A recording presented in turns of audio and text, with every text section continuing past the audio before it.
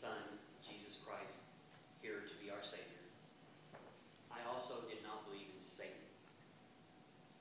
In my mind, I thought that it was a bedtime story that it was told to kids to make them be good.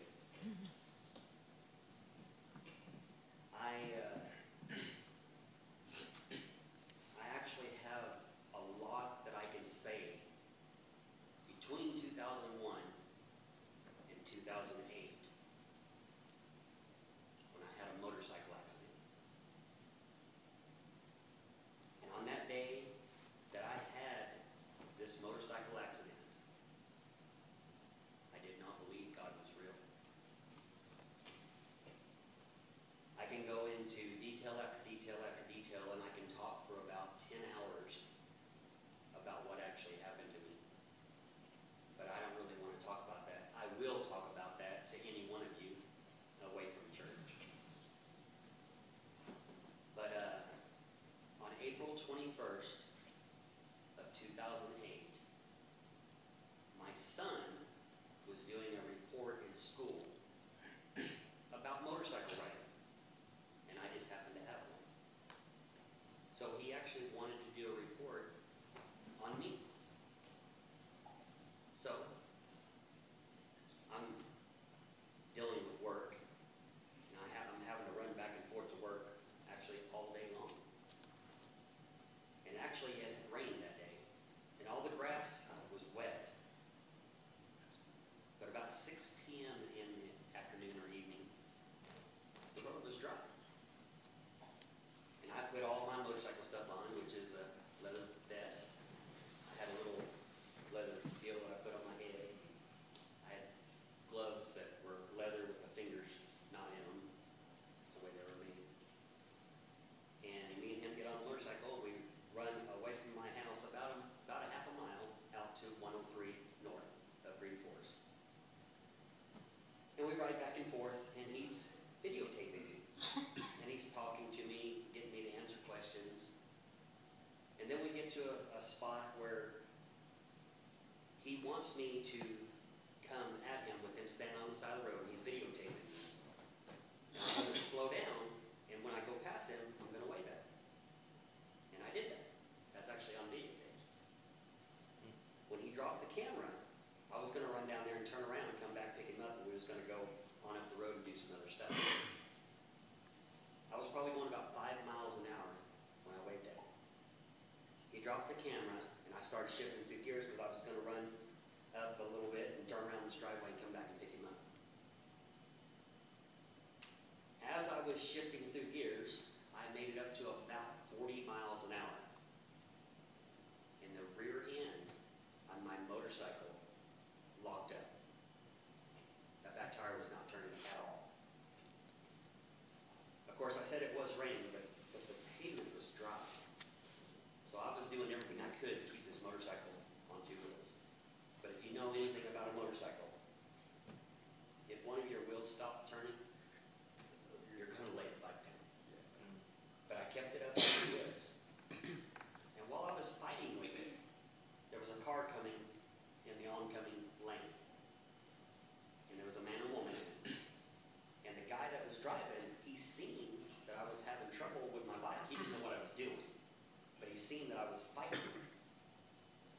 And about the time that he passed me, he looks back at the road.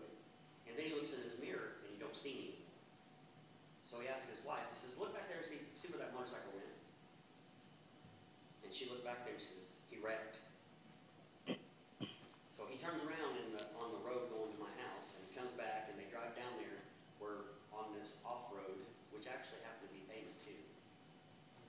And they drive up to where they see my bike sitting out in the field, and I'm laying about 20 feet in front of it, and I'm laying face down. He picks up his cell phone. It just so happens that area right there, you just about can't use your cell phone. It's a dead spot. So he backs out of there, back out onto 103, and they take off down the road waiting for a signal. And he calls it in. Because it was a motorcycle accident, they automatically dispatched life flight. That means the helicopter was coming. They also called the police. They also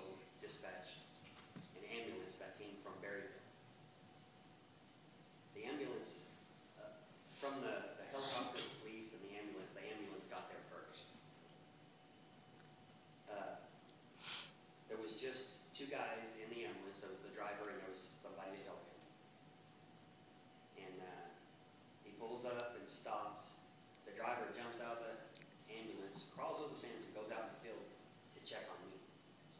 The other guy gets in the back of the ambulance and he starts gathering stuff to help whoever the victim is. The guy was out there checking me, checking for a pulse. He couldn't find me. He thought I had passed away. So he stands up and he walks back to the fence. About the time he gets to the fence, the other guy, he has his stuff in his hand and he gets to the other side of the fence. He says, "We're not going to need that. He didn't make it. We need to get the little stretcher out and bring him over here."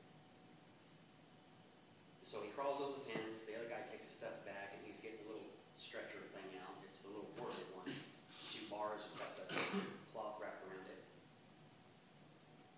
The guy gets in the front of the ambulance and he happens to have a sat phone, a satellite phone, which actually works there.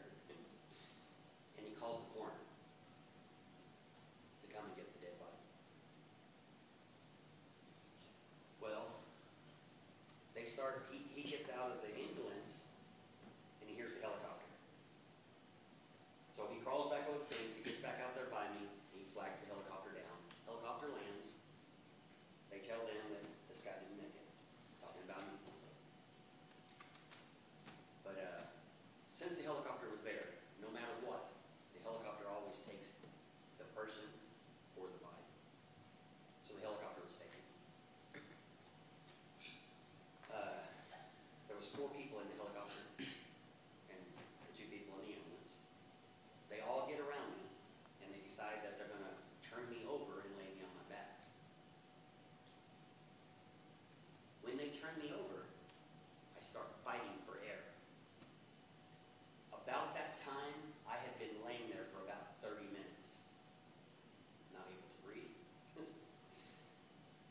And my heartbeat had gotten so light that guy couldn't feel it. They realized that, okay, he's alive, we got stuff to do. They get a bag for my face to breathe for me. My face was in serious bad shape. My jaw was broken 2 places and it's shoved over here to the side of my face. Just above my teeth, to my hairline, to the outside of my eyes, all of this was mush. There was no bone that was in place. There was bone there, it's just little bitty pieces. They took my jaw, set it back in place. About the time the guy gets back with the little bag to breathe for me, and they start to try to stabilize me. They get me stabilized. They put me on the bed that is out of the helicopter.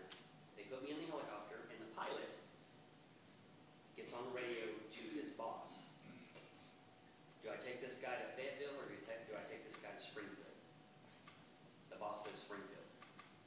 So he tells the ambulance driver, "We're going to